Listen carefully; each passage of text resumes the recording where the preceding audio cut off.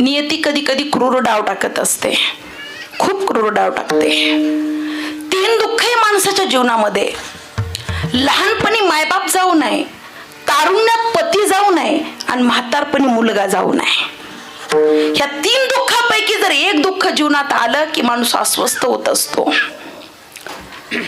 कुणी असू देत, नवीन लग्न झालं, एखादं बाळ झालं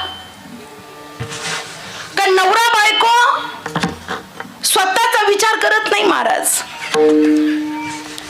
लहानपण मायबापाच्या छत्रछायेखाली गेलेलं असतं. तारुण्यात आता एखादा लेकरू झाला की स्वतःसाठी जगायचं राहून जातं आणि विचार भविष्याचा केला जातो. लेकराच्या भविष्याचा, या शाळेत टाकायचं, इथं हे असं करायचं, तेवढी फी भरायची, पुढं अगदी त्याचं पूर्ण भविष्य ते ठरवत असतात. एक मुलगा मुलगी झाली, त्यांचं पूर्ण शिक्षण करता करता करता करता दोघांचं आयुष्य निघून जातं. मुलगी तिच्या घरी, मुलगा नोकरीला, त्याचा प्रपंच, हिचा प्रपंच छान आहे.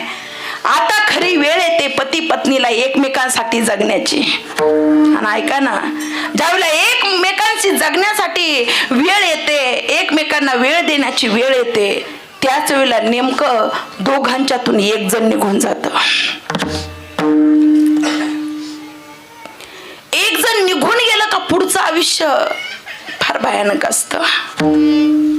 ठराविक वय झालं की आई सुद्धा मुलाला घाबरते का नाही? नाही. छोट्या छोट्या गोष्टी आई मुलाला सांगत नाही महाराज, नाही सांगत. ती सांगते पोरांच्या बापालाच, आहे ना. आणि तुम्ही सुद्धा आजोबा लोक ज्यांची मंडळी गेली ना महाराज, अरे चहा म्हटलं, चहा हा म्हणेपर्यंत जर नाही आला चहा तर गावरान भाषेत 1-2 शिव्या सडता. त्या सुनेला देऊन बघा बरं, हाय तो चहा बंद व्हायची वेळ येते महाराज, आहे का नाही.